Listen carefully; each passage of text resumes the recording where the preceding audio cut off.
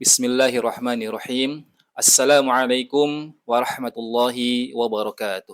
Waalaikumsalam warahmatullahi wabarakatuh. Alhamdulillahi rabbil alamin. Wassalatu wassalamu ala rasulillahi wa ala alihi wa sahbihi ajma'in. Ashhadu an la ilaha illallah wahdahu la syarika lah. Wa ashhadu anna Muhammadan abduhu wa rasuluhu alladzi la nabiyya wa la rasula ba'dah. Alhamdulillah, puji dan syukur kita panjatkan kepada Allah Subhanahu wa taala.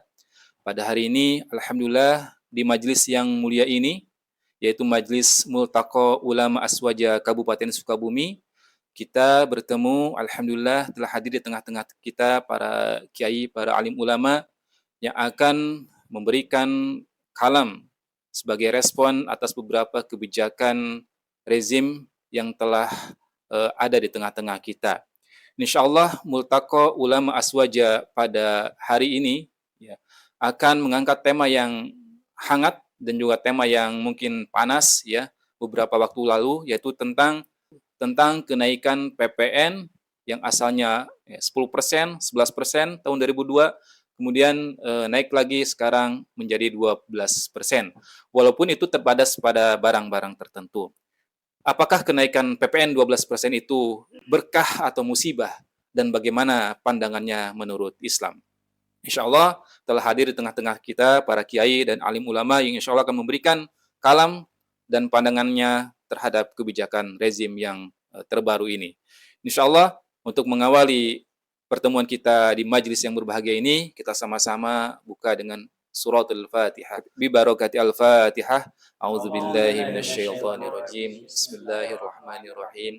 Alhamdulillahi rabbil alamin. Arrahmanirrahim. Maliki yaumiddin. Iyyaka na'budu wa iyyaka nasta'in. Ihdinas siratal mustaqim. Siratal ladzina an'amta 'alaihim ghairil maghdubi 'alaihim waladdallin. Amin ya Allah ya rabbal alamin. Alhamdulillah, untuk menambah keberkahan, mudah-mudahan juga dimudahkan acara ini dan berlangsung selesai dengan khidmat. Kita dengarkan terlebih dahulu lantunan ayat suci Al-Quran yang akan disampaikan oleh Ananda Mujahid. Kepada Ananda dipersilakan. A'udzu billahi minasyaitonir rajim. Bismillahirrahmanirrahim. Alhamdulillahilladzi anzala ala abdihil kitaba wa lam yaj'al lahu 'iwaja qayyiman liyundhira ba'san syadidan min ladunhu wa yubashshiral mu'minin الذين يعملون الصالحات أن لهم أجرا حسنا ماكثين فيه أبدا وينذر الذين قالوا اتخذ الله ولدا ما لهم به من علم ولا لآبائهم كبرت كلمة تخرج من أفواههم إن يقولون إلا كذبا فلعلك باخع نفسك على آثارهم إن لم يؤمنوا بهذا الحديث أسفا إنا جعلنا ما على الأرض زينة لها لنبلوهم أيهم أحسن عملا وإنا لجاعلون ما عليها صعيدا جرزا أم حسبت أن أصحاب الكهف والرقيم كانوا من آياتنا عجبا صدق الله العظيم.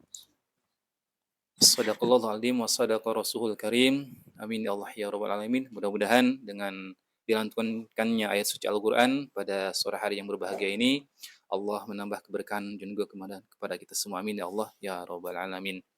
Baik, insyaallah berikutnya kita akan dengarkan bagaimana sambutan dari Sahibul Hajah, yaitu Ustadz Dadan, tentang kegiatan kita di sore hari yang berbahagia ini, yaitu Multaqa Aswaja Ulama Aswaja Kabupaten Sukabumi. Kepada beliau dipersilahkan. Assalamualaikum warahmatullahi wabarakatuh. Waalaikumsalam warahmatullahi wabarakatuh. Innal hamdalillah nahmaduhu wa nasta'inu wa nastaghfiruh wa na'udzu billahi min syururi anfusina wa min sayyiati a'malina. May yahdihillahu fala mudhillalah wa may yudlilhu fala hadiyalah. Asyhadu an la ilaha illallah wa asyhadu anna Muhammadan abduhu wa rasuluh la nabiyya ba'da. Alhamdulillah, kita panjatkan puji serta syukur kehadirat Allah Subhanahu wa taala yang mana sampai pada saat ini, sampai pada sore ini, alhamdulillah kita semua masih diberi karunia nikmat oleh Allah Subhanahu wa taala, terutama nikmat iman, nikmat Islam, nikmat sehat, juga nikmat kesempatan kita bisa hadir di tempat yang insya Allah Allah muliakan ini. Salawat beserta salam juga tidak lupa kita haturkan, kita sampaikan kepada pemimpin umat, ya, suri tauladan bagi kita, ukhuwah bagi kita, orang yang paling baik akhlaknya, orang yang paling mulia di muka bumi ini tidak lain yaitu baginda Rasulullah Shallallahu Alaihi Wasallam. Juga kepada para sahabatnya, keluarganya, dan mudah-mudahan termasuk kita di dalamnya yang senantiasa bisa istiqomah melaksanakan sunnah-sunnahnya, melaksanakan perintah-perintahnya hingga akhir zaman. Para alim ulama, para kiai, pertama-tama saya ucapkan terima kasih atas kehadirannya di sore hari ini di tempat yang insya Allah Allah muliakan ini. Maksud dan tujuan kita di sini adalah untuk mengadakan yaitu Multaqo Ulama Aswaja Sukabumi, ya, Kabupaten Sukabumi. Mudah-mudahan dengan acara ini, ya, Allah berikan kemudahan, kelancaran dari mulai kita pertama menggelar acara ini sampai akhir kita tutup acara ini. Mudah-mudahan Allah berkahi, mudah-mudahan Allah mudahkan segala urusan kita. Para alim ulama yang saya cintai, yang saya hormati. Yang kedua, kami dari Sohibul Bait atau sebagai ketua panitia dalam acara ini, mohon maaf juga sebesar-besarnya karena kondisi situasi tempat atau sarana ataupun mungkin hidangan, ya, yang kurang memadai atau kurang berkenan di hati para alim ulama di sore hari ini. Untuk itu kami dari panitia mohon dimaafkan yang sebesar-besarnya. Baik, mungkin dari saya sebagai ketua panitia tidak berpanjang kalam, ya, karena ini sudah waktunya sudah sore. Mudah-mudahan acara ini saya sekali lagi ada dalam kelancaran. Amin, amin ya robbal alamin. Demikian dari saya, tidak berpanjang kalam. Sekali lagi mohon maaf lahir dan batin. Assalamualaikum warahmatullahi wabarakatuh. Waalaikumsalam warahmatullahi wabarakatuh. Alhamdulillahirabbil alamin. Terima kasih kepada Al-Mukarram Kiai Dadan yang telah menyampaikan sambutannya selaku Sahibul Hajah pada kesempatan Multaqo Aswaja Kabupaten Sukabumi pada sore hari yang berbahagia ini. Insyaallah, sebagaimana tema yang tadi disampaikan bahwa kali ini kita akan memberikan sikap kalam atau juga respon terhadap kebijakan-kebijakan negara, kebijakan-kebijakan rezim yang semakin hari semakin memberikan rakyat beban, termasuk diantaranya kenaikan pajak yaitu PPN menjadi 12% di tahun 2025 ini. Baik, untuk kalam yang pertama insya Allah akan disampaikan oleh Al-Mukarram Kiai Nasrul Hakim M.Hum dari Cidahu, yang akan menyampaikan tentang bagaimana perbedaan APBN atau anggaran pendapatan dan belanja negara dalam sistem Islam dengan sistem negara kapitalis yang ada sekarang ini. Sehingga kita bisa melihat perbedaannya, bagaimana sesungguhnya Islam memberikan solusi yang sangat luar biasa terhadap anggaran atau APBN ini. Pada Al-Mukarram Kiai Nasrul Hakim, dipersilahkan. Assalamualaikum warahmatullahi wabarakatuh. Waalaikumsalam. Alhamdulillahi rabbil alamin. Wassalatu wassalamu ala sayyidil mursalin wa ala alihi wa sahbihi wa man tabi'ahum bi ihsan ila yaumiddin. Rabbi shrah li sadri wa yassir li amri wahlul 'uqdatam min lisani yafqahu qawli, amma ba'd. Allah Ta'ala fil Qur'anil Karim wa huwa asdaqal qailin, a'udzu billahi minasyaitonir rajim. Kay la yakuna dulatan bainal aghniya minkum wa ma atakumur rasulu fakhuduhu wa ma nahakum anhu fantahu wattaqullah innallaha syadidul iqab. Al-ayah. Ayyuhal ahibba, para alim ulama yang kami muliakan, yang kami hormati, syukur alhamdulillah di kesempatan sore kali ini, alhamdulillah kita bisa bermuajahah, bermajlis dalam rangkaian acara Multaqa Ulama Keswaja Sukabumi, yang insyaallah di kesempatan hari ini kita akan membahas tentang tema yang sangat menarik,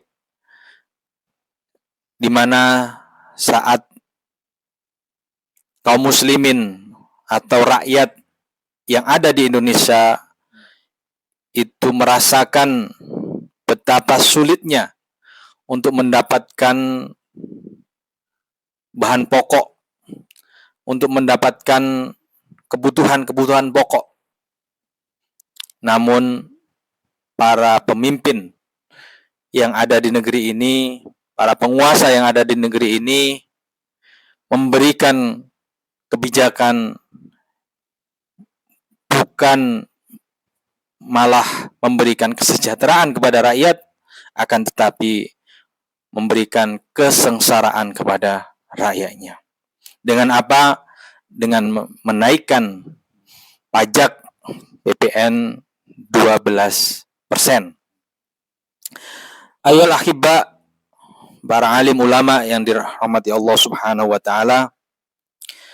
Allah Subhanahu wa taala dalam Quran surat Al-Hasr tadi menyampaikan bahwa hendaknya harta itu tidak berputar atau hanya ada di sekitar orang-orang yang kaya saja. Dan ini memberikan arahan ya kepada umat ini agar kemudian harta yang ada di masyarakat itu bisa dirasakan oleh semua orang. Maka Islam sangat luar biasa memberikan arahan-arahan, memberikan cara agar kemudian umat ini, rakyat itu bisa sejahtera. Ya. Di antaranya bagaimana Islam memberikan gambaran yang sangat kompleks, yang sangat rinci tentang anggaran pendapatan negara. Adapun anggaran pendapatan negara yang ini saya kira sangat-sangat cukup untuk bisa memenuhi kebutuhan masyarakat, baik itu yang sifatnya pokok atau yang sifatnya sekunder. Apa saja pemasukan-pemasukan atau pendapatan negara dalam Islam? Ya, di antaranya adalah fa'i. Ya. Kemudian ada ghanimah, ada kharaj, ada anfal, ada jizyah, ada usur, ya, ada khumus, ada harta rikas, termasuk juga pengelolaan tentang tambang. Ya.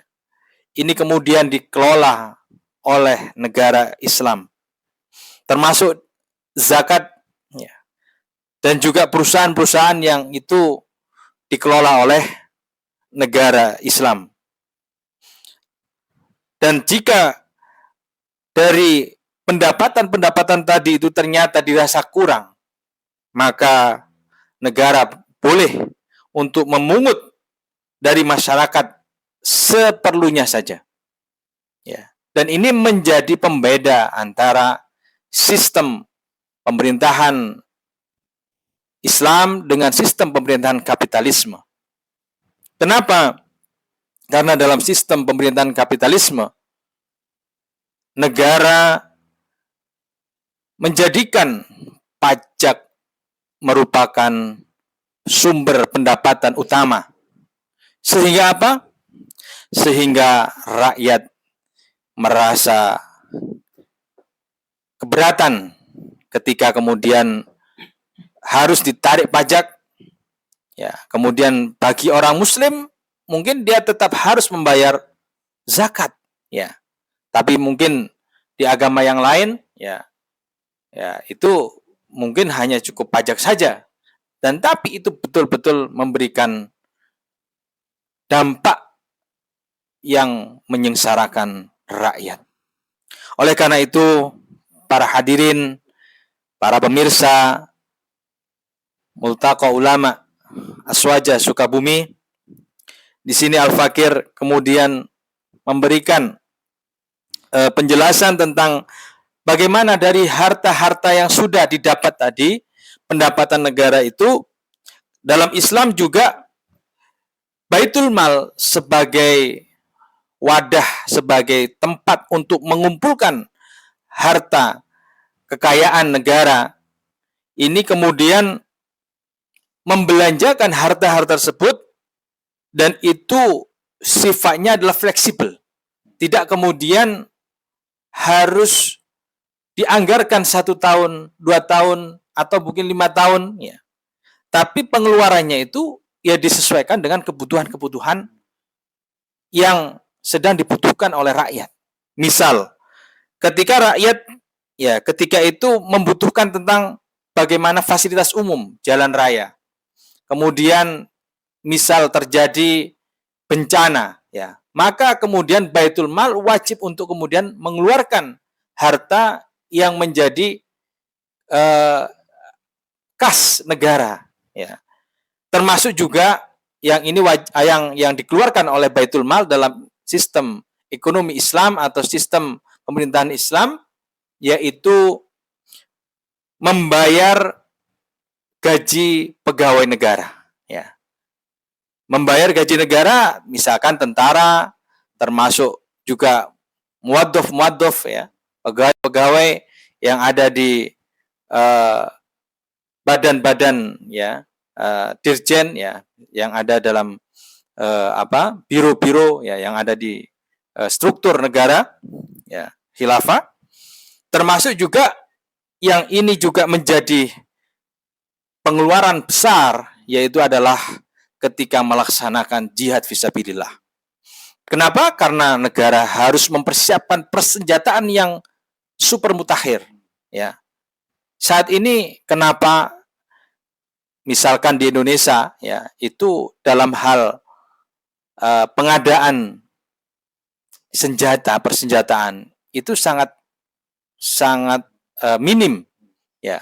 Karena memang saat ini dunia itu, ya, dikekang atau ditekan oleh negara adidaya Amerika untuk kemudian jangan berperang, ya, jangan berperang, ya. Akan tetapi mereka selaku negara adidaya itu malah menjual senjata-senjata mereka, ya. Ketika nanti khilafah tegak, maka yang dipersiapkan awal itu adalah urusan persenjataan, ya. Dan ini untuk kemudian bisa melawan negara-negara imperialis, negara-negara penjajah yang itu menjadi lawan utama, ya, kafir harbi yang hukman, ya, atau yang memang betul-betul memerangi umat Islam, ya, kaum muslimin. Sehingga tadi yang Al-Fakir sampaikan, ya, terkait dengan pembelanjaan negara, termasuk juga anggaran negara, ya, pendapatan negara, ini sangatlah bisa menutupi anggaran-anggaran, ya, yang dibutuhkan oleh rakyat, ya. Sehingga kemudian pajak dalam Islam itu dipungut ketika dalam kondisi paceklik. Termasuk dalam kapitalis, ya, ini pajak dan juga utang, ya. utang luar negeri itu menjadi sumber pendapatan negara. Padahal itu sangat-sangat memberikan kesengsaraan kepada rakyatnya. Barangkali itu yang bisa Al-Fakir sampaikan. Semoga ini menjadi perhatian kita sebagai kaum muslimin, sebagai alim ulama, untuk kemudian memberikan pencerahan kepada masyarakat Indonesia agar kemudian kita bersama-sama mencampakkan sistem kapitalisme dan mengambil sistem Islam yang penuh rahmat, penuh dengan keberkahan dan kesejahteraan. Wallahu muwaffiq ila aqwamit thoriq. Assalamualaikum warahmatullahi wabarakatuh. Waalaikumsalam warahmatullahi wabarakatuh. Alhamdulillah, Masya Allah, itulah yang namanya ulama warasatul anbiya, yang menjadi uyunul ummah, sehingga fungsinya benar-benar berfungsi di tengah-tengah masyarakat, yaitu berfungsi untuk mengingatkan para penguasa dan juga untuk mengajak umat untuk senantiasa mengoreksi kebijakan-kebijakan penguasa yang bertentangan dengan syariat Islam, terlebih lagi menyengsarakan rakyat. Termasuk kebijakan kenaikan PPN menjadi 12%. Di mana memang tadi disampaikan bahwa dalam sistem negara kapitalis, utang luar negeri dan juga pajak adalah menjadi sumber utama pendapatan negara, yang ternyata berbeda dengan Islam, bahwa di dalam Islam itu bahwa pajak atau dharibah itu hanya akan dikenakan kepada rakyat ketika baitul mal dalam keadaan kosong dan dibutuhkan dalam aktivitas-aktivitas yang memang harus dibiayai oleh umat, termasuk tadi yang dijelaskan oleh Al-Mukarram. Termasuk juga pajak di dalam Islam itu disampaikan hanya pada orang-orang yang kaya saja, begitu ya, tidak dipukul rata semua dapat pajak. Masya Allah. Berikutnya kalam yang akan disampaikan oleh Ustadz Al-Mukarram Kiai Kamaluddin tentang perbedaan antara zakat dengan pajak di dalam Islam seperti apa. Pada Al-Mukarram Kiai Kamaluddin dari Nagrak, dipersilahkan.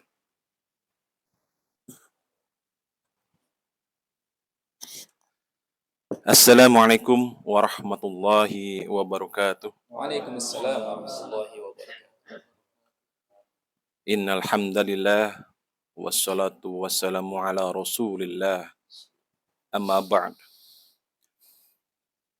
Alim ulama yang dirahmati oleh Allah melanjutkan pembahasan mengenai tentang penganggaran negara dalam Islam maupun dalam kapitalisme. Ternyata dalam kapitalisme itu sebetulnya terlalu sedikit begitu ya, minim sekali. Yang menjadi primadona adalah pajak, selalu pajak. Selain itu juga utang luar negeri. Namun dalam Islam ternyata pendapatan negara itu banyak sekali. Bahkan dalam struktur negara Islam itu, pendapatan negara itu dibagi-bagi ke dalam beberapa diwan. Ada diwan fa'i dan kharaj, ada diwan kepemilikan umum, dan juga ada diwan sodakoh. Yang nantinya di dalamnya ada juga bagian pembelanjaan negara, yang terdiri dari beberapa pembagian diwan lagi. Begitu. Nah, zakat dalam Islam yang rakyat Indonesia pahami itu juga dulu masuk ke dalam pendapatan negara. Ya, dalam diwan sodakoh itu ada zakat fitrah di dalamnya, zakat mal, kemudian pertanian dan lain sebagainya. Begitu. Itu dikelola oleh badan zakat khusus. Kemudian juga dikelola dengan khusus. Kemudian juga selain zakat sebetulnya penghasilan atau pendapatan negara dalam Islam itu banyak. Ada fa'i, ada khumus, ada usyur, ada zizyah, ada kharaj, ada dari kepemilikan umum, ya, dan itu banyak sekali, luar biasa. Kalau dirinci itu Masya Allah, ya, para alim ulama yang diketahui oleh para alim ulama sekalian, dalam beberapa kitab juga disampaikan ternyata tidak hanya memungut dari rakyatnya, ternyata banyak sekali dari harta-harta kekayaan negara. Itu luar biasa. Apalagi negara Indonesia yang dulu kita masih kecil mengenal dengan kekayaan Nusantara kita yang luar biasa, itu juga menjadi bagian dari harta negara. Begitu. Nah, zakat dalam Islam ini juga merupakan pendapatan negara yang harus dikelola dengan baik. Tuh. Zakat diwajibkan oleh Allah Taala kepada orang-orang tertentu, tidak semuanya, gitu ya. Kemudian juga pengelolaannya juga sangat adil, begitu, kepada seluruh rakyat-rakyat negara, dibagikan kepada mustahik zakat, kemudian pada orang-orang tertentu yang memang disyariatkan oleh Islam. Tuh.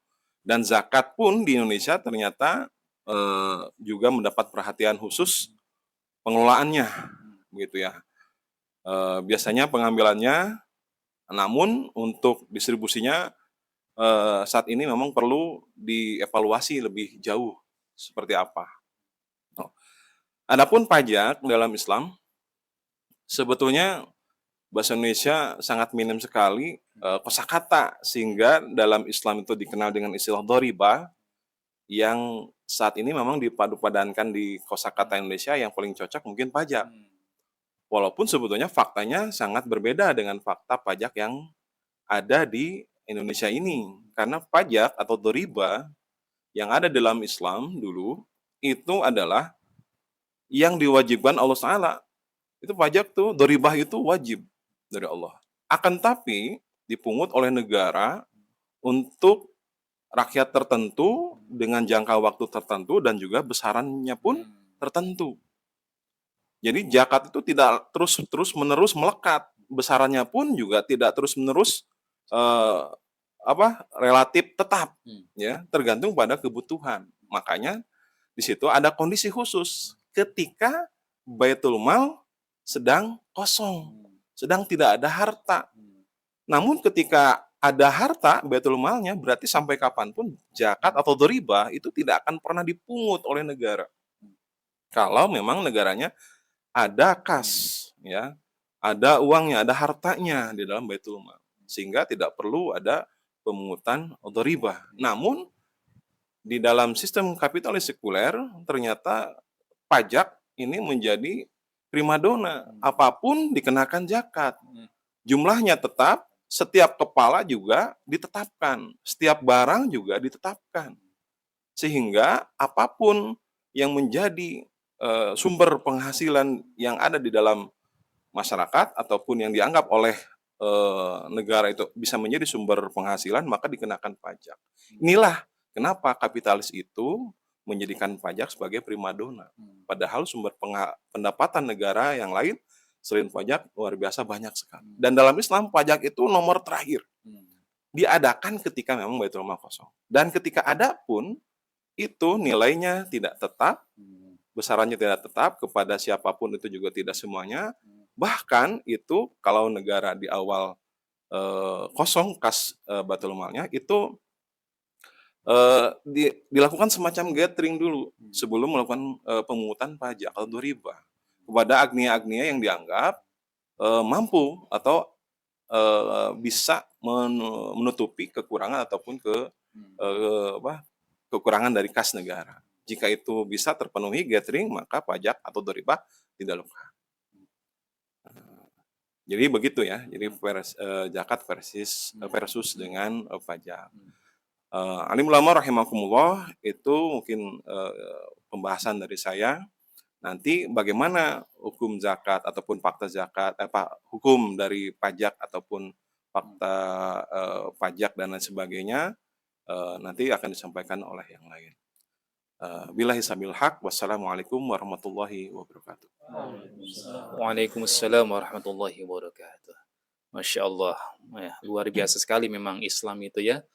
Para ulama warasatul anbiya, di mana Islam itu betul-betul mengatur berbagai hal. Di antaranya tadi pendapatan negara, ya, selain zakat yang memang sudah ditentukan oleh Allah dan juga sudah ditentukan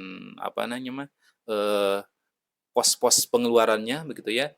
Juga dharibah itu juga tadi ada di dalam Islam ya, tetapi itu adalah menjadi poin terakhir ketika kas atau baitul mal itu dalam keadaan kosong dan dipungut hanya kepada orang-orang tertentu saja dalam waktu tertentu dan juga dibatasi tidak berlangsung terus menerus yang berbeda dengan sistem kapitalisme.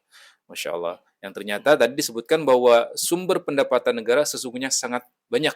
Ya, di antara yang tadi disebutkan ada harta kepemilikan umum, yang ternyata kalau dikelola dengan baik itu bisa sampai melebihi kebutuhan negeri ini untuk mengurusi rakyat dan juga kebutuhan-kebutuhan lainnya. Masya Allah. Baik, terima kasih kepada Al-Mukarram Kiai Kamaluddin. Berikutnya kita dengarkan kalam yang akan disampaikan oleh Al-Mukarram Kiai Mukhlis Ali dari pengurus Majelis Mafahim Sukabumi. Bagaimana beliau akan menyampaikan kepada kita tentang bahwa kebijakan pajak di negeri ini menyengsarakan rakyat. Dan bukan hanya menyengsarakan rakyat, tetapi juga ini menunjukkan bahwa pemerintah itu tidak peduli kepada rakyat dan hanya peduli terhadap kebijakan atau keuntungan yang diinginkan oleh oligarki. Pada Al-Mukarram Kiai Mukhlis Ali, waktu di tempat dan tempat dipersilakan. Bismillahirrahmanirrahim. Assalamualaikum warahmatullahi wabarakatuh. Waalaikumsalam. Alhamdulillah wassalatu wassalamu ala Rasulillah wa ala alihi wa sahbihi wa mawalah amma ba'du.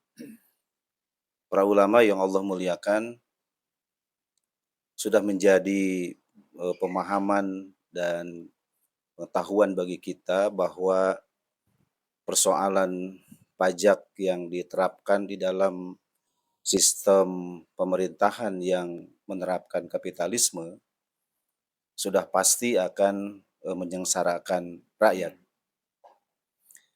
Pada awal tahun ini 2025, rakyat Indonesia dihadiahi sebuah kebijakan yang akan semakin menyengsarakan dan menyiksa rakyat. Bagi kaum muslimin, persoalannya bukan naik berapa persen. Persoalannya bukan pajak berapa persen. Adanya pajak saja itu sudah menjadi satu siksaan tersendiri. Apakah 1%, 2%, dan sebagainya. Apalagi kebijakan pajak di negeri ini cenderung akan bertambah. Cenderung juga akan meluas pada barang-barang yang ada di tengah-tengah masyarakat.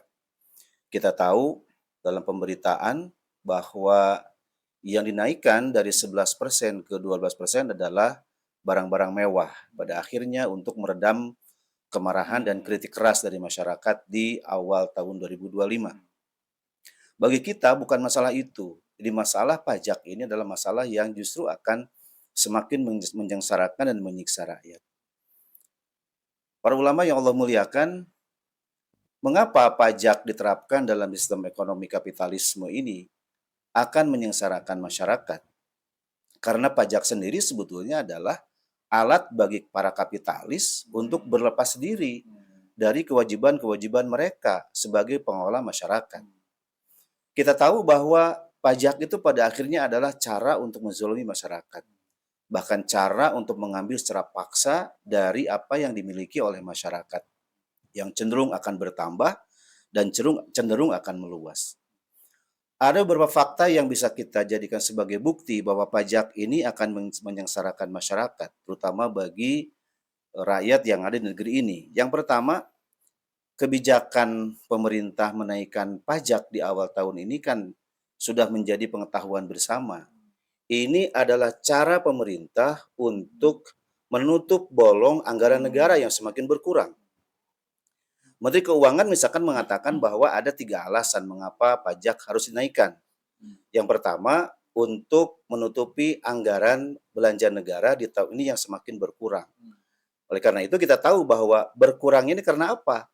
Tentu karena banyak pembiayaan proyek-proyek negara yang strategis yang justru malah tidak dibutuhkan bagi masyarakat. Kita tahu bahwa di era sebelumnya, di rezim sebelumnya, secara paksa pemerintah telah berusaha untuk mengalihkan ibu kota negara. Tentu butuh biaya. Untuk siapa ibu kota negara yang baru itu? Tentu bukan untuk masyarakat. Karena masyarakat nggak membutuhkan ibu kota negara yang baru. dipaksakan, maka yang terjadi adalah kebocoran dalam anggaran pendapatan dan pengeluaran dari APBN yang terjadi pada tahun lalu. Yang kedua, kita pun bisa mengatakan bahwa sebenarnya apa yang terjadi pada pajak di negeri ini sudah menjadi pengetahuan bersama, justru merupakan ladang bancakan korupsi dari para pejabat. Jadi pajak yang diambil dari masyarakat secara paksa ternyata bukan untuk masyarakat. Kita sama-sama tahu ya, bahwa filosofi pajak itu kata mereka adalah untuk kesejahteraan masyarakat. Dengan pembangunan dan segala macam penyelenggaraan negara bagi masyarakat atau pemeliharaan urusan masyarakat dan negara. Faktanya tidak seperti itu. Di negara-negara yang menerapkan pajak bisa kita mengerti ketika pajak diambil dengan sangat tinggi dari masyarakat, mereka telah memberikan pelayanan yang tinggi juga bagi rakyatnya. Tapi di negeri ini, rakyat hanya diminta saja. Rakyat hanya dipungut dan dipaksa saja untuk bayar pajak. Tapi ketika pajak sudah terkumpul, maka bagi mereka adalah bancakan untuk melakukan korupsi. Kita teringat dengan beberapa kasus korupsi pajak di tahun-tahun yang lalu. Ini baru ketahuan saja, yang baru ketahuan saja. Belum yang tidak ketahuan. Yang ketiga, pajak ini akan semakin menyengsarakan masyarakat karena ada beberapa kebijakan yang cenderung tidak seimbang atau cenderung menguntungkan oligarki saja. Misalnya, masyarakat ditarif pajak bahkan dinaikkan dalam banyak sektor barang, dalam banyak jasa, tetapi mereka yang kaya raya, mereka yang oligarki mendapatkan dua pintu kemudahan pajak. Yang pertama, mereka mendapatkan tax amnesty, pengampunan pajak. Artinya pajak-pajak yang seharusnya dibayar oleh mereka, mereka diputihkan, mereka tidak membayar itu. Padahal justru disitulah letak pendapatan negara yang besar dari para oligarki dan penguasa itu. Yang kedua adalah dengan memberikan tax holiday. Berarti mereka dibebaskan tidak bayar pajak sama sekali begitu. Ini kan kebijakan yang menyengsarakan masyarakat dan menguntungkan para oligarki. Dan yang ketiga, tentu saja adalah pajak ini pada akhirnya adalah cara pemerintah untuk menutupi bolong karena banyaknya hutang kepada luar negeri. Kita tahu bahwa alasan dari pemerintah kenapa menaikkan pajak karena ada sejumlah keinginan mereka untuk berlepas dari hutang luar negeri. Tapi ternyata faktanya pada APBN 2025 ini justru pajak yang didapatkan untuk menutup hutang. Bahkan hutang pun nggak bisa tertutup. Jangankan hutangnya, bunganya pun nyaris tidak pernah tertutup. Karena anggaran yang besar didapatkan dari masyarakat dengan pajak itu justru dipakai untuk membayar bunga hutang yang setiap tahun cenderung bertambah. Para ulama yang saya maksud rahmatullah ta'ala, inilah yang harus kita protes. Inilah yang harus kita nyatakan bahwa penerapan sistem pajak dalam sistem ekonomi kapitalis merupakan kezaliman yang nyata bagi seluruh rakyat. Harusnya kita semuanya menyatakan penolakan terhadap sistem kapitalisme dengan segala bentuknya, termasuk penerapan sistem pajak ini yang jelas-jelas menyengsarakan masyarakat dan menguntungkan para oligarki dan para pejabat yang berlindung di balik kata-kata mereka yang katanya untuk masyarakat, tetapi justru untuk membiayai kebutuhan-kebutuhan mereka yang sama sekali tidak dibutuhkan oleh masyarakat. Demikian, semoga di saat nanti kaum muslimin, rakyat Indonesia menyadari akan kezoliman kebijakan ini dan berusaha untuk berupaya menyadarkan kaum muslimin, menyadarkan para penguasa agar mencampakkan sistem kapitalisme termasuk pajak di dalamnya, kemudian menerapkan hanya sistem Islam demi kesejahteraan masyarakat, demi kesejahteraan bangsa dan negara, demi tercapai ridho Allah SWT. Demikian, wassalamualaikum warahmatullahi wabarakatuh. Waalaikumsalam warahmatullahi wabarakatuh. Masya Allah. Begitulah Islam mengatur seluruh urusan kaum muslimin, termasuk diantaranya bagaimana ternyata memberikan sikap terhadap pungutan pajak yang dilakukan dalam rezim negeri yang menganut sistem kapitalisme ini.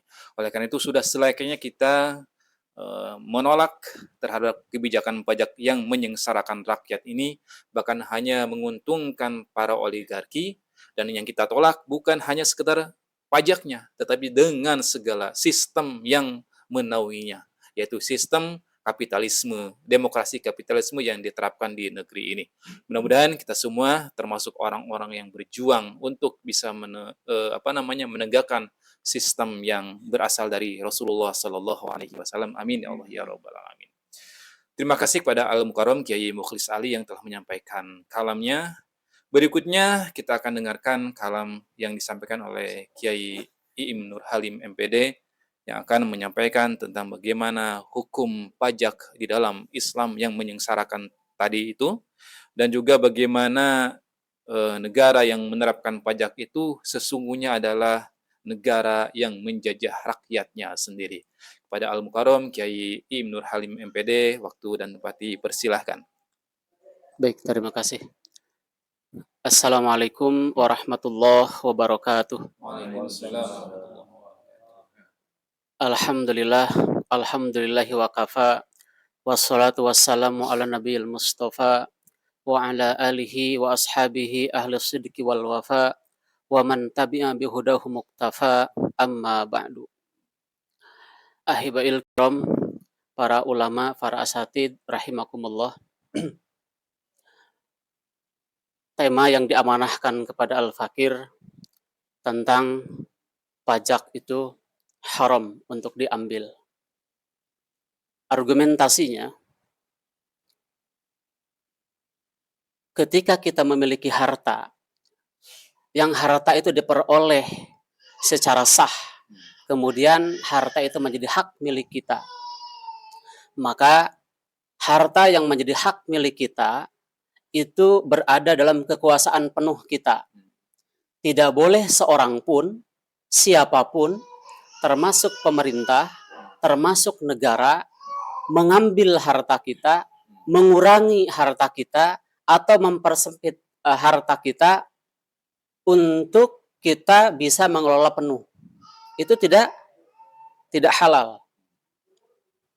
Makanya berkaitan dengan ini, tahun 2005, MUI dalam Munas yang ke-7 pernah menghasilkan fatwa berkaitan dengan pencabutan hak milik pribadi untuk kepentingan umum.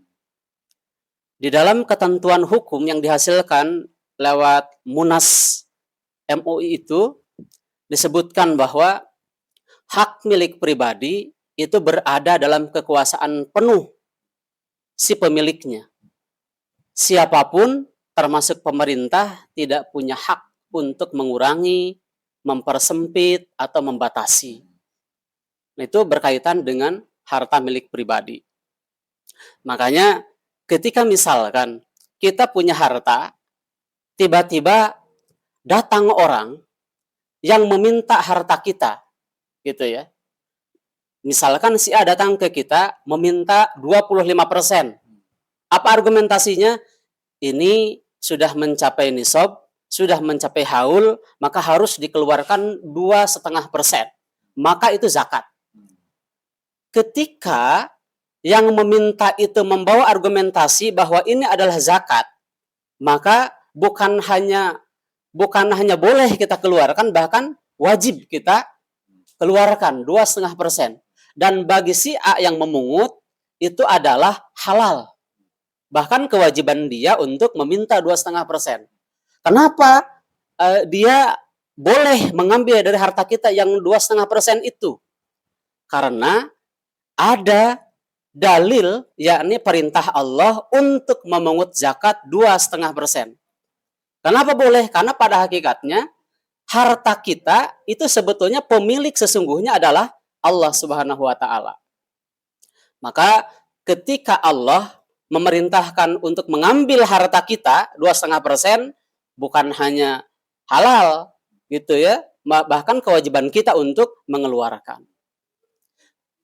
Lain halnya kalau umpamanya datang si B meminta harta kita 1%, 2%, 3%, 10%, 11%, 12%, 20%.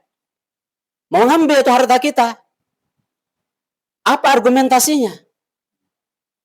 Maka seandainya tidak ada dalil baik dari Al-Quran maupun dari Sunnah ataupun dari pasinya, ijma sahabat atau qiyas, dia tidak bisa menunjukkan dalil kebolehannya, maka kita juga sebetulnya boleh untuk menahan, dan yang bersangkutan tidak halal untuk menarik, karena itu harta pribadi kita yang harus dilindungi. Begitu. Makanya itulah pentingnya ketika aturan, baik itu undang-undang atau peraturan menteri atau peraturan di bawahnya yang berikutnya, supaya harta yang ditarik dari masyarakat itu jelas-jelas status hukumnya halal, maka peraturan undang-undang itu harus punya rujukan dalil, yaitu Al-Quran dan Sunnah. Makanya kemudian baru harta yang diambil itu menjadi halal. Di sini pentingnya, makanya kenapa konstitusi itu harus berada, Al-Quran itu harus selalu berada di atas konstitusi. Makanya disinilah kemudian perlu kita renungkan bersama. Jadi ketika pemerintah itu mengeluarkan kebijakan untuk mengambil harta milik pribadi rakyatnya, hendaknya dipikirkan kehalalannya. Maka mau tidak mau harus ada argumentasi dalil yang bersumber dari Quran dan Sunnah yang nanti akan berdampak bahwa pengambilan itu adalah halal dan sah menurut hukum agama. Makanya kemudian pengambilan yang tidak sah, Rasulullah Shallallahu Alaihi Wasallam memberikan ancaman yang cukup keras. Setiap pengambilan harta dari milik pribadi yang tidak sah. Di antara dalil yang pernah Rasulullah Shallallahu Alaihi Wasallam sampaikan, la yadkhulal jannata sahibu maksin. Tidak akan pernah masuk surga pemungut pajak. Dalam hadis yang lain yang lebih tegas, Rasulullah Sallallahu Alaihi Wasallam pernah menyampaikan, Inna sahibal maksi finnar. Sesungguhnya pemungut atau penarik pajak berada di dalam neraka. Tegas. Ini hadis diriwayatkan oleh Imam Ahmad, Imam Abu Dawud juga meriwayatkan. Imam Muslim rahimahullah juga di dalam kitab hadisnya beliau pernah menyampaikan hadis yang mengisahkan tentang proses rajam yang dilakukan oleh seorang wanita pezina, wanita Gomidiyah. Ketika eksekusi rajam itu dilaksanakan, tiba-tiba Khalid bin Walid datang dengan melemparkan batu kepada wanita pezina itu. Kemudian darah wanita pezina itu mengenai baju Khalid. Pada saat itu Khalid marah dan mencaci wanita itu. Mendengar kejadian itu, melihat kejadian itu, baginda Rasulullah Sallallahu Alaihi Wasallam menyampaikan, Mahlan ya Khalid. Tenang wahai Khalid. Pelan-pelan wahai Khalid. Fawalladhi nafsi biyadih laqad tabat. Tenang wahai Khalid, demi zat yang jiwaku berada di tangannya. Sesungguhnya wanita ini sudah bertobat. Lau tabaha sahibu maksin lagupiro lahu. Seandainya pemungut pajak bertobat seperti wanita pezina ini, lagupiro lah. Niscaya ia akan diampuni. Summa marra biha fasalli alaiha wadupinat.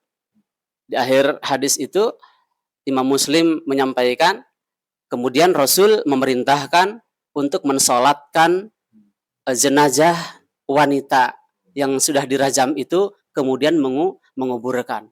Bayangkan, mau tidak tercela bagaimana? Sahibu muksin dianalogikan dengan wanita pezina. Dari sisi apa? Itu penganalogian. Dari sisi beratnya dosa. Maka perlu menjadi pikiran bersama siapapun. Maka pastikan ketika akan mengambil sesuatu yang menjadi hak milik rakyat, pastikan ada legalitas halal menurut agama. Bukan sekedar legalitas karena ini ada undang-undang. Apakah undang-undang menghalalkan apa yang diambil? Tidak. Halal dan haram harus ditetapkan oleh pemilik surga dan neraka. siapapun yang tidak memiliki surga dan neraka tidak bisa membolehkan dan tidak bolehkan yang berkonsekuensi kepada halal atau haram. Ini mudah-mudahan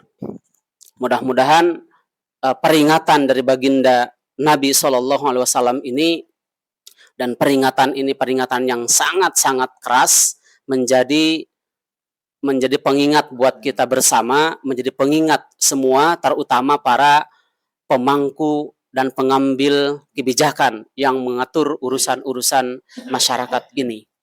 Makanya istilah apa yang perlu kita sebut selain zolim ketika di saat yang sama masyarakat kecil, sekecil apapun harta milik pribadinya, ditarik pajak. Di saat yang sama, tadi disampaikan, pihak-pihak yang memiliki harta yang banyak itu tiba-tiba dibebaskan dari pajak. Apa kalau bukan istilah zalim dan tidak adil? Ketika masyarakat kecil yang peras keringat banting tulang untuk mencari harta yang halal, tiba-tiba harta setelah didapatkan diambil sebagiannya yang digunakan untuk membiayai para pejabat. Mudah-mudahan tazkirah ini menjadi pengingat buat kita bersama, karena pengingat ini, tazkirah ini disampaikan secara tidak langsung melalui lisan baginda Rasulullah SAW, melalui hadis-hadis yang beliau sampaikan yang diriwayatkan oleh para ulama. Wallahul muwafiq ila aqwamit thoriq, billahi fisabilil haq. Assalamualaikum warahmatullahi wabarakatuh. Waalaikumsalam warahmatullahi wabarakatuh. Masya Allah. Alhamdulillah. Ayuhal ahiba'u al-ulama warasatul anbiya. Masya Allah, ternyata begitulah besarnya dosa para pemungut pajak di dalam sistem ekonomi kapitalis sekarang ini.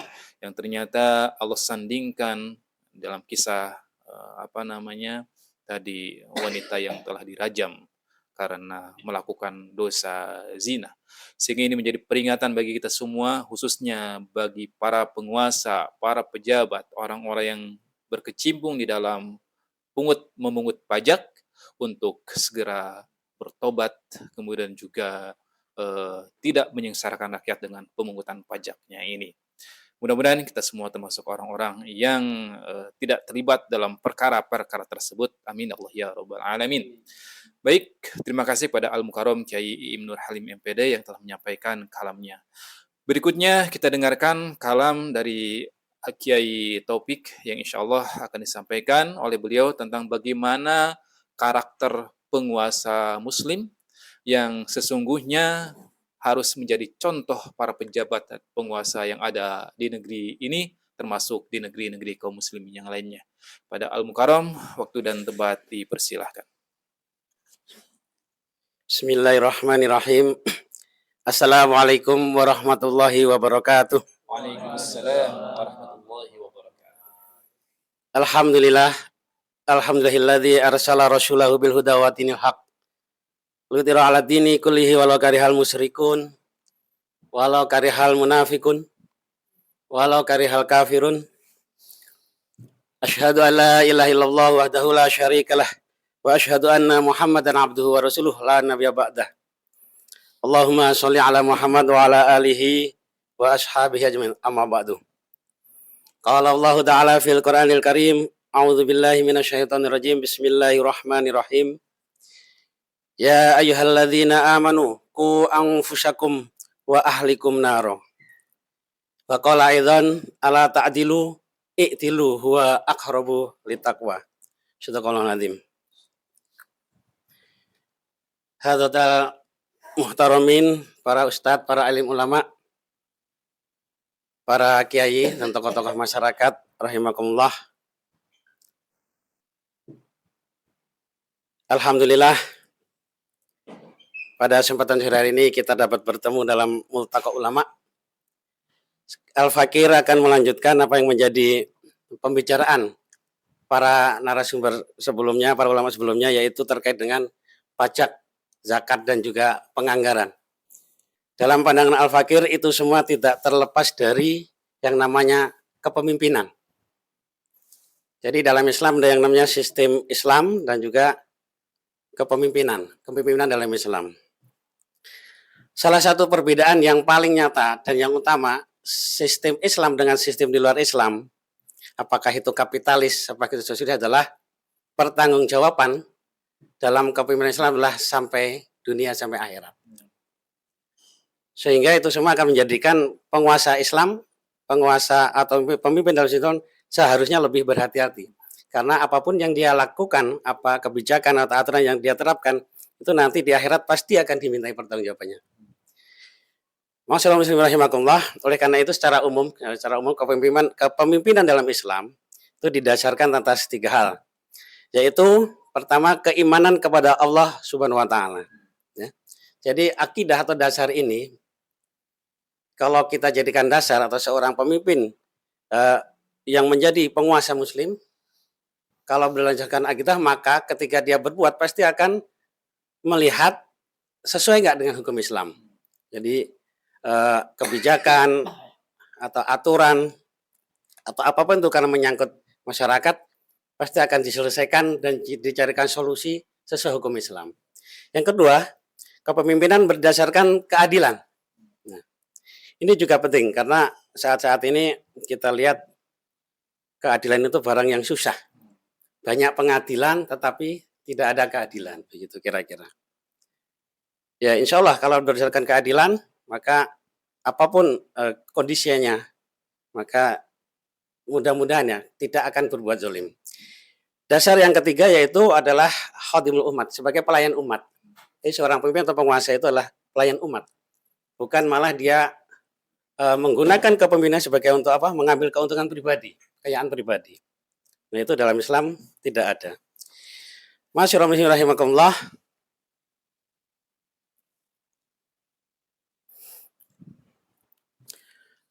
Dalam kitab Al-Ahkam Asy-Sultaniyah, Imam Mawardi sudah menjelaskan bagaimana kriteria ya, karakter yang harus dimiliki oleh seorang penguasa atau pemimpin dalam Islam.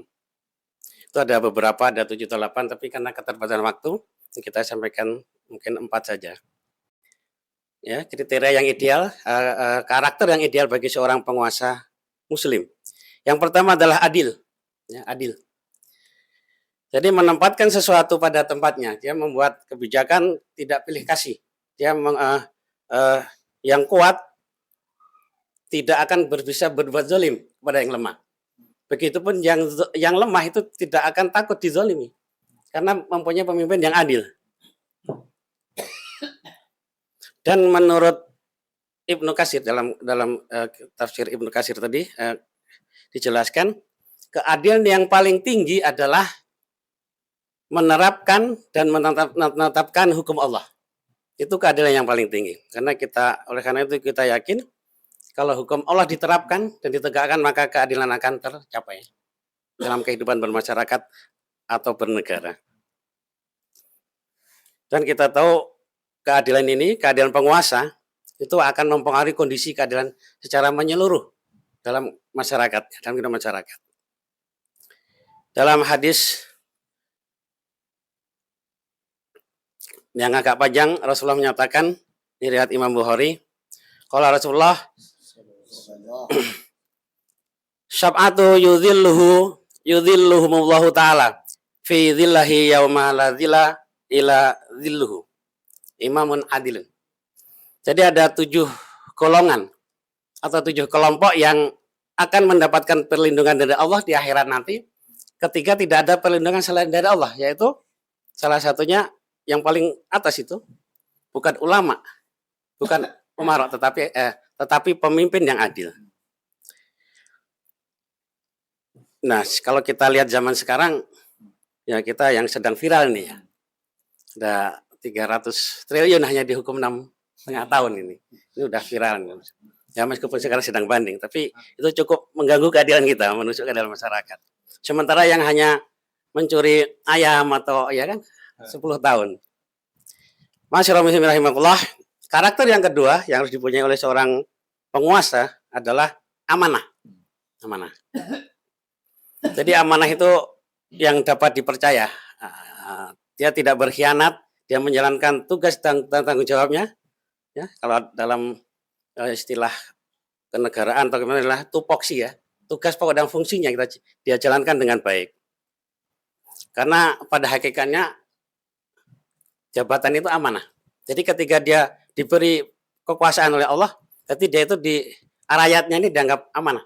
Dia harus diriayah ya, diasuh. Aturan-aturannya juga tidak membuat mereka sengsara. Ini dalam sebuah hadis yang agak panjang, Rasulullah menyatakan, "Idza dhiyat amanatu fantazir sya'ata." Qala, "Kaifa idza atuka ya Rasul?"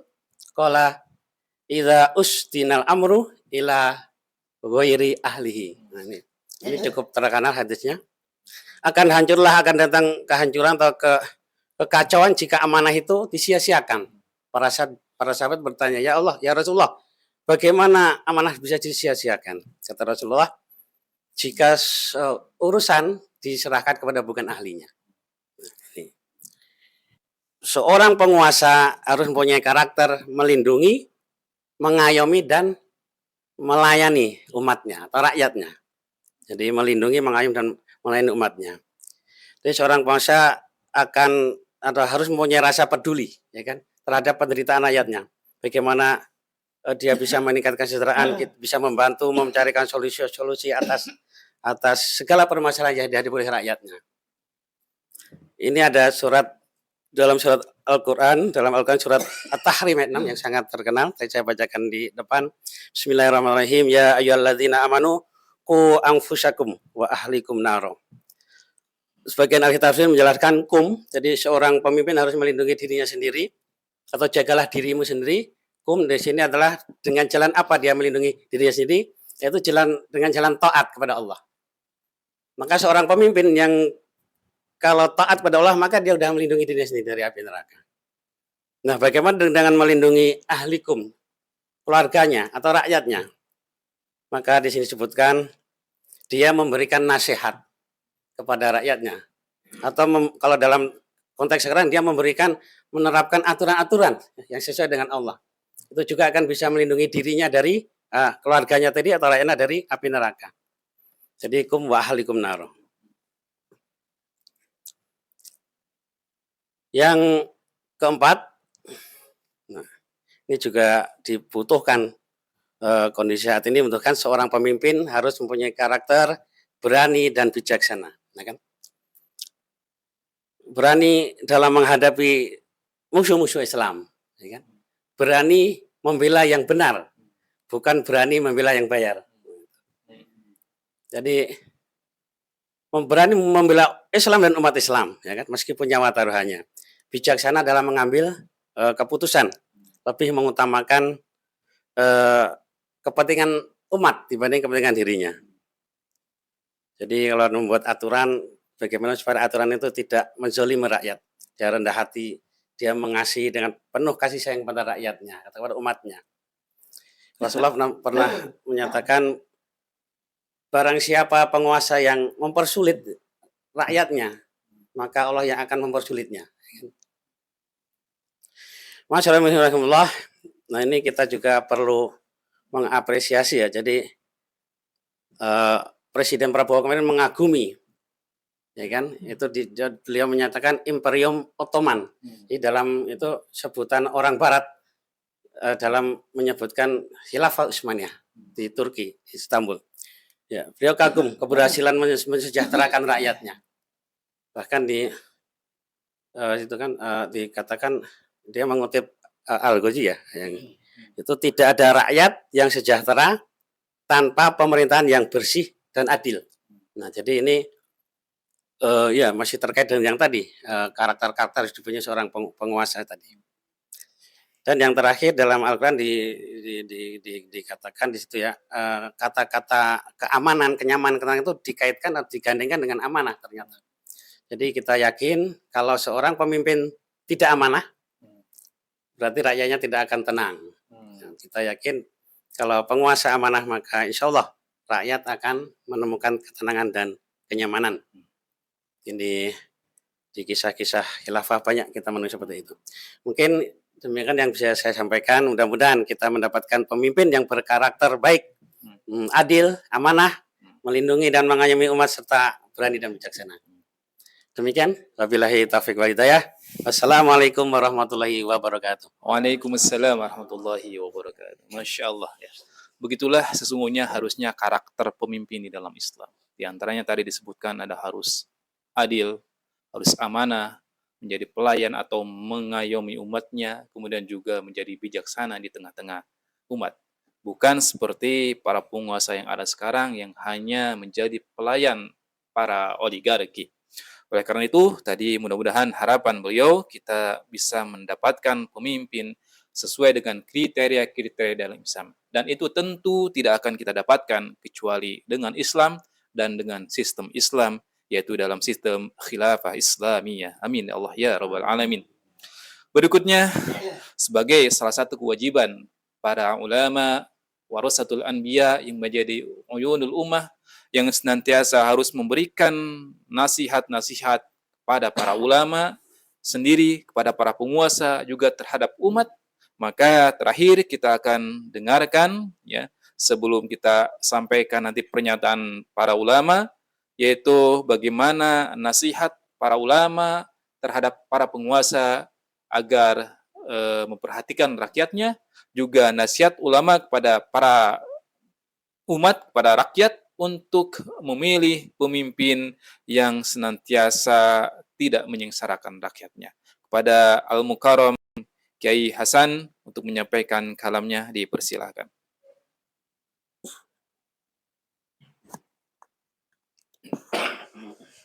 Assalamualaikum warahmatullahi wabarakatuh. Waalaikumsalam. Bismillahirrahmanirrahim. Alhamdulillahirabbil alamin. Wal 'aqibatu lil muttaqin wala 'udwana illa 'alal zalimin. Para ulama rahimakumullah. Sebagaimana kita ketahui bahwa aktivitas sejak dulu para ulama yang dinas oleh hadis Nabi adalah warasatul anbiya, pewaris para nabi. Seandainya kita, para ulama, para kiai dan sebagai simpul ummah mengakui bahwa kita adalah pewaris para nabi, maka warisan yang terbaik dari nabi adalah bagi para penguasa adalah selalu melakukan muhasabul hukmi, memberikan nasihat. Bahkan Rasulullah SAW menjelaskan dalam sebuah hadis, sinfani min ahlin nas, idza saluha saluhan nas, wa idza fasada fasadan nas, al-ulama wal umara. Ada dua manusia yang menentukan baik buruknya manusia atau rakyat. Jika dua manusia ini rusak, maka rusaklah manusia semuanya. Dan jika dua golongan ini baik, maka akan baiklah seluruh manusia di dalamnya. Itulah al-ulama wal umara. Dengan hadis ini tentu inilah yang harus kita pahami, bahwa tugas para ulama adalah menasehati.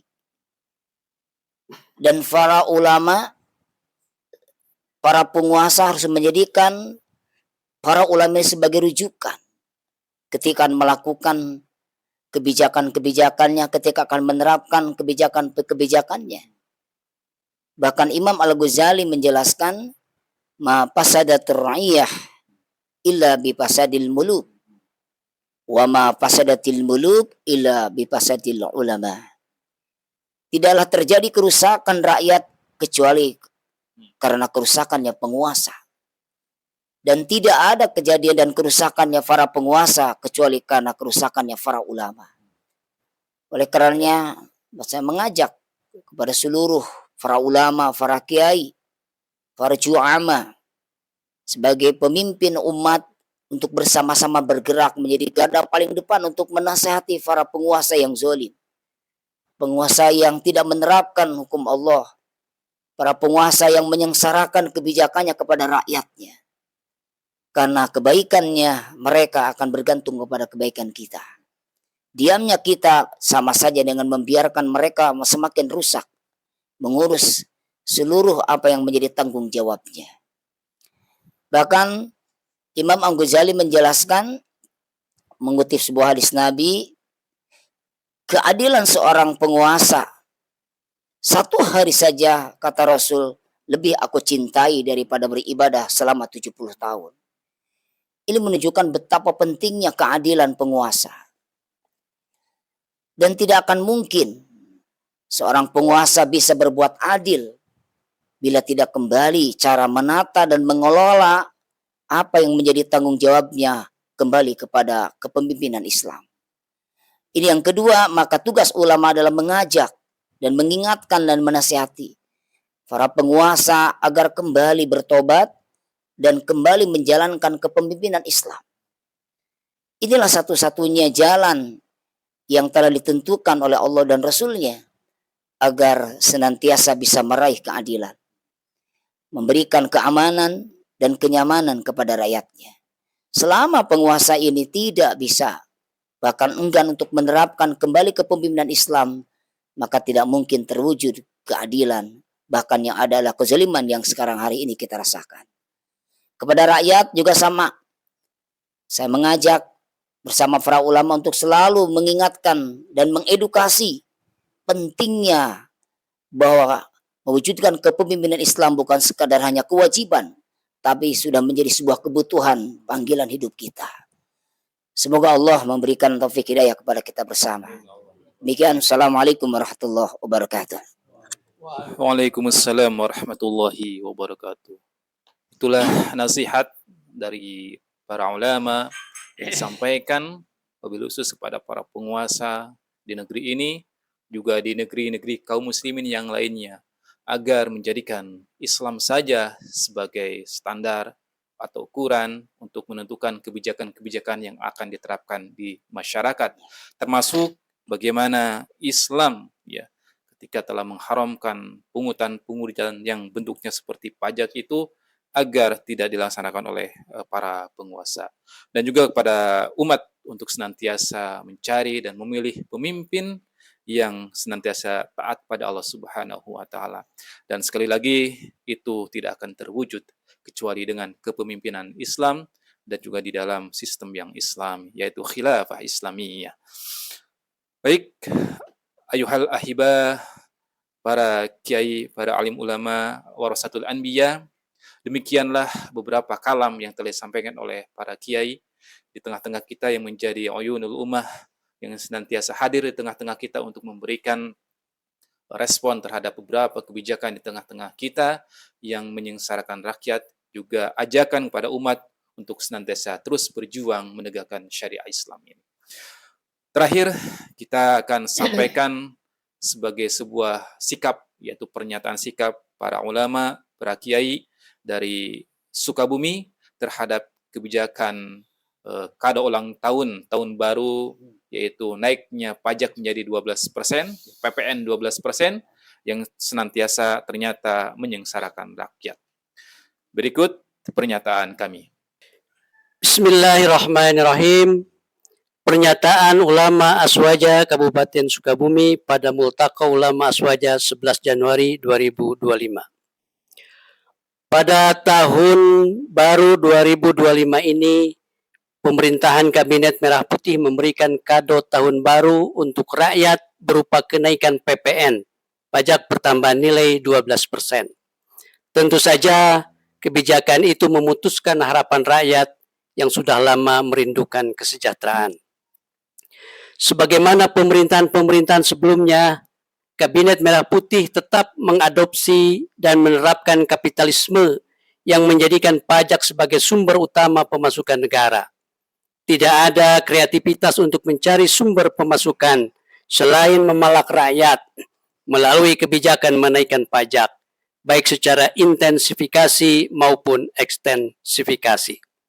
Karenanya, kami para ulama Aswaja pada Multaqa kali ini yang bertemakan kado tahun baru, kenaikan PPN 12%, berkah atau musibah, bagaimana dalam Islam, menyampaikan pernyataan sebagai berikut. 1. Tolak kenaikan PPN 12%. 2. Pajak merupakan instrumen sistem kapitalisme yang menyengsarakan rakyat secara syar'i hukumnya haram. 3.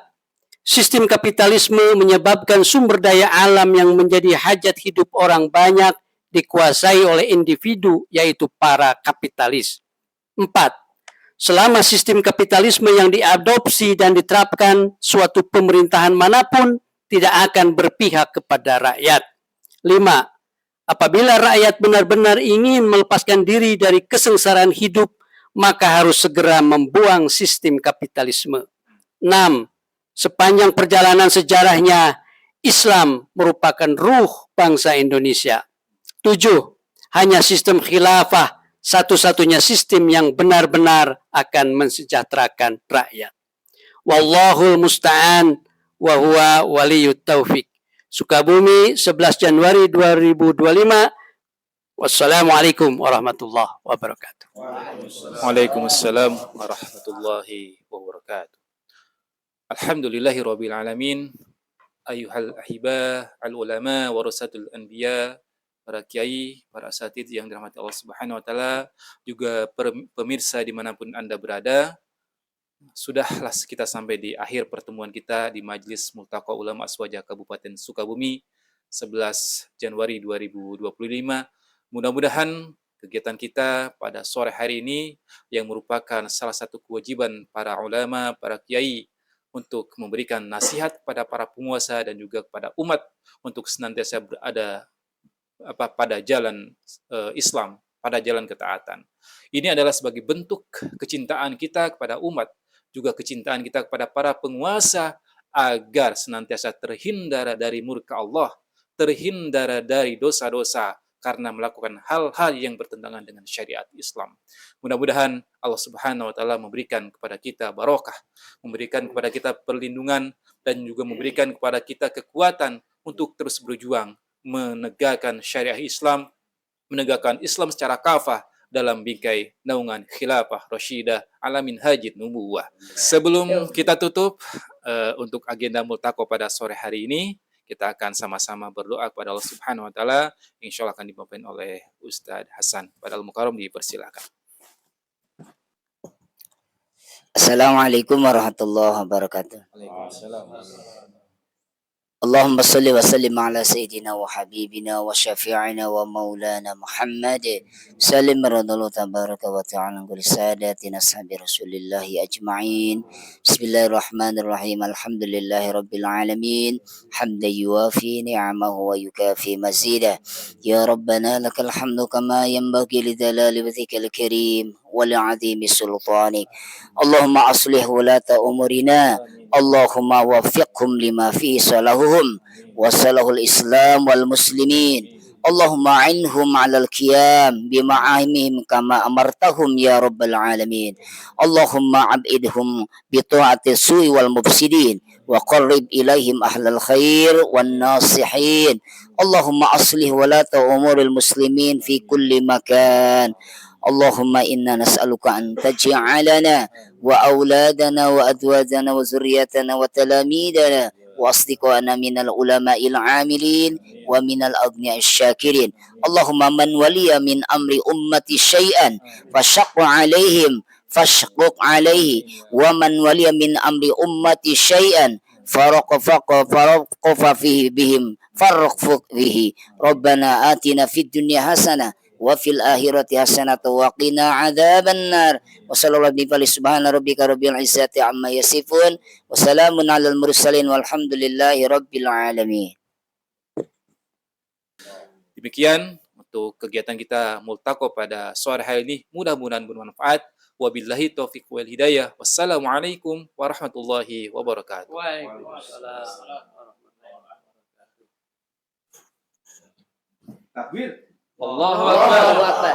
Takbir. Allahu Akbar. Takbir. Allahu Akbar.